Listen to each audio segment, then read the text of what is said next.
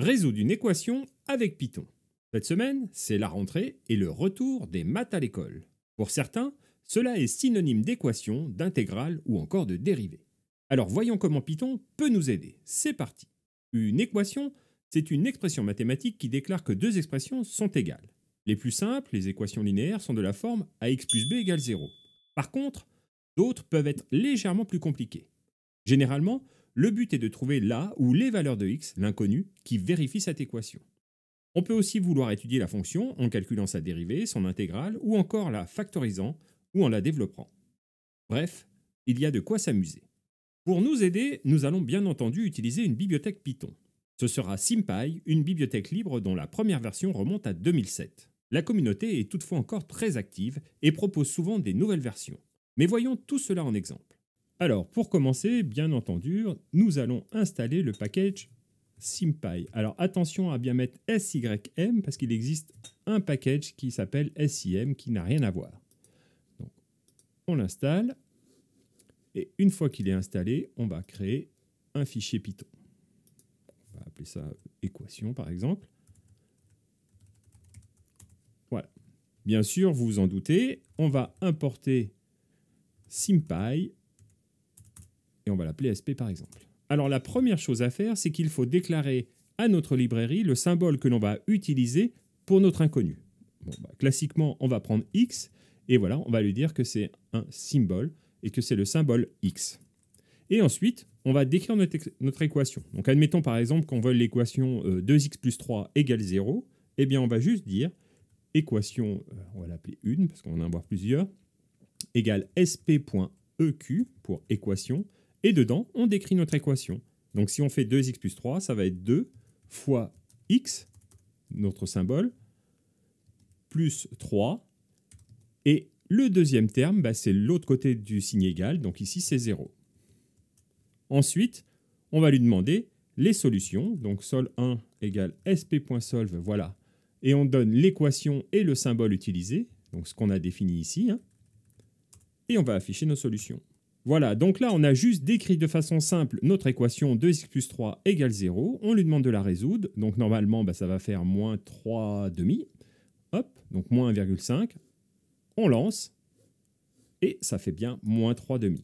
Alors on peut lui donner des équations un peu plus complexes. On peut lui donner des équations, par exemple, avec des carrés. On peut faire, hop, 2x puissance 2. Ça, la puissance, le double signe étoile, étoile, c'est la puissance en Python, auquel on va faire moins 4 fois x plus 1 égale 0. Alors là, ce qui est bien avec PyCharm, c'est hop, il peut nous remettre tout en forme. Donc on a bien 2x carré ici, moins 4x plus 1. C'est pas toujours très facile à lire, mais avec un peu d'habitude, on s'y fait. Donc là, on aura deux solutions. Donc ça va nous donner un tableau de solutions. Eh bien, on lance. Et hop, on a 1 moins racine de 2 sur 2 et 1 plus racine de 2 sur 2. Donc là, on a bien résolu notre équation. On peut aussi travailler avec des systèmes d'équations à deux inconnus. Hop. Donc là, on va lui définir deux symboles. Donc on va pas utiliser symbole comme ça, mais on va utiliser symbole au pluriel. Voilà. De x et de y. Donc on a défini x, y comme étant nos deux symboles. Donc, on va définir notre équation. Hop. Notre équation 1, c'est un système à deux équations et à deux inconnus. Donc sp.équation. Alors là, il m'a mis n'importe quoi. Hop. On va faire 2 fois x plus y égale 5, par exemple. Et équation 2. Alors, il me donne la même. Ça, c'est la complétion de PyCharm. On va faire 3x moins y égale 4. Et là, on va lui demander les solutions. Mais alors, attention, les solutions ne vont pas être... pour appeler la résolution des solutions, il va falloir passer des tableaux. Donc, en fait, on ne va pas passer équation 1, équation 2 comme il propose. On va passer un tableau des deux équations. Voilà, équation 1, équation 2. Et on va passer un tableau de deux symboles, x et y. Hop. Donc là, on lui passe l'équation 1, 2x plus y égale 5, l'équation 2, 3x moins y égale 4, et on lui dit de résoudre x et y. On lance. Hop, 9 cinquièmes, 7 cinquièmes. Donc vous voyez, pour résoudre des équations, c'est génial, on peut faire plein de choses, d'équations. On peut faire des équations bien sûr plus complexes, hein, en mettant des formules mathématiques plus complexes comme les logarithmes, les sinus, etc. Donc voilà. Ensuite, on peut manipuler des fonctions avec cette même librairie, avec SymPy. Donc on va encore, hop, on va garder nos symboles. On va garder notre symbole x. Voilà, et on va supprimer nos équations. Donc on va faire une première fonction, par exemple, et on va pouvoir faire de la factorisation et du développement. Donc si par exemple on fait f qui est égal à x au carré moins 4, hop, donc x plus 2 par x moins 2 normalement, eh bien on va pouvoir lui dire de factoriser ça. Donc on va appeler ça, tiens, factorise, et on va dire sp.factor de f. On va afficher notre résultat. On va mettre ça comme ça, f égale, et factorise. On lance. Oups. Ah oui, là, c'est pas symbole au pluriel, c'est symbole au singulier, quand il n'y en a qu'un, avec un grand S. Voilà. Et donc là, il nous a bien factorisé x carré moins 4 en x moins 2 par x plus 2. De la même façon qu'on peut factoriser, ben on va pouvoir développer.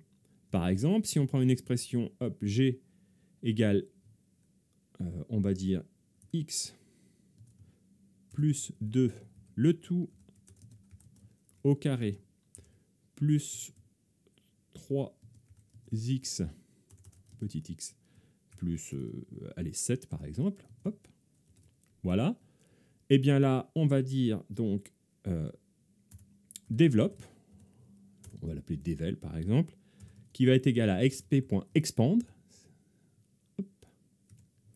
de g, donc de notre fonction. Et là, on va lui dire print g égale devel, voilà, hop, on lance.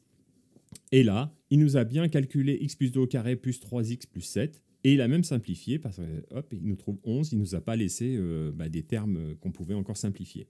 Ensuite, si on veut faire encore plus de mathématiques, on peut calculer des dérivées pour étudier la variation d'une fonction, ou des intégrales pour calculer des aires, par exemple. Donc, pour ça, on va faire une fonction h, tiens, par exemple, qui va être allez, x cube plus 2 x ou petit x au carré plus allez, 3x, voilà, et lui propose 7, et ben, pourquoi pas 7.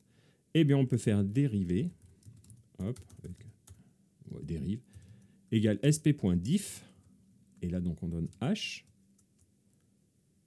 et hop, donc on va l'appeler h', comme on dit, hop, voilà.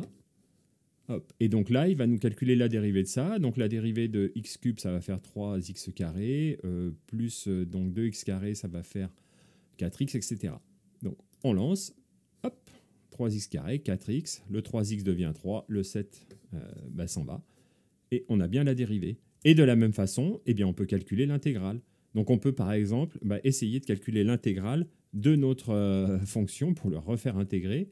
Donc on va, hop, voilà.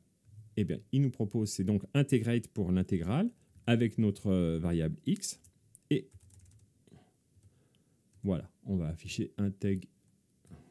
Hop, c'est une façon d'afficher de dérive. Hop, égale integ. Avec un peu de chance, on va retrouver x au cube plus 2x carré plus 3x. Par contre, le plus 7, il sera incapable de nous le dire parce qu'on n'a pas de point pour le calculer.